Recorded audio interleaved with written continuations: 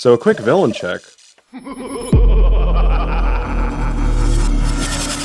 Villain check.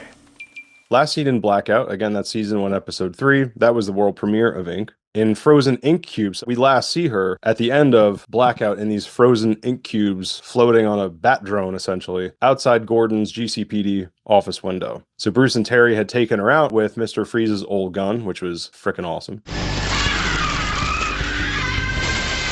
She's a shape-shifting character, which we talked about, inspired by Clayface. I just love Inque. I'm going to say that. I think especially, like, first of all, going back, we should start with the animated series. I have something on comics in a second, but this is one of the characters that, nostalgia-wise, just when you think of Batman Beyond, it's like, Inque is right there. It's like she is Batman Beyond in many ways. Batman Beyond is Inque. And I just, even when I had tuned out before my hiatus of years of, before I had gotten back into Batman, I always remember, even by name, I'm like, oh, that character of Inque. Such a great villain on Batman Beyond. And then the Legends of the Dark Knight, Inque, the one-shot comic by Adam Beechin. We had him on the pod. Quick shameless Patreon plug once again, if you want to hear that interview. But anyway, man, if you were ever going to do a Batman Beyond movie, I think Legends of the Dark Knight Inc. crossed with some of the stuff that we get in these episodes would be an amazing movie.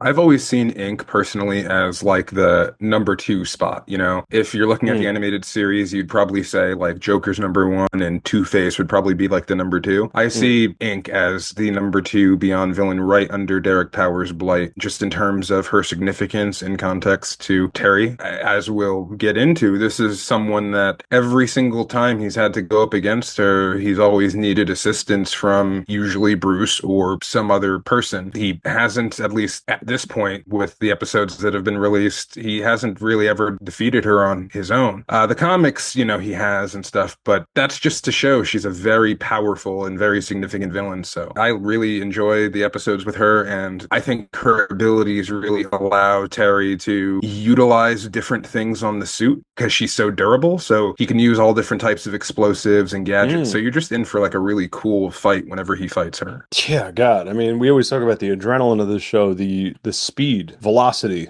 of the action in this compared to B-Task, compared to anything. It's just the action freaking rules in Batman Beyond, and Inque is essential to all of that. And back to, like you said, it's interesting, you said Derek Powers and then Inque in terms of order. If you also think about it chronologically of episodes, Derek Powers is Rebirths Part 1 and 2, and then episode 3 is Inque, and Inque is introduced as an assassin hired by Derek Powers. So in a lot of ways, it's like she is the essential number 2 rogue.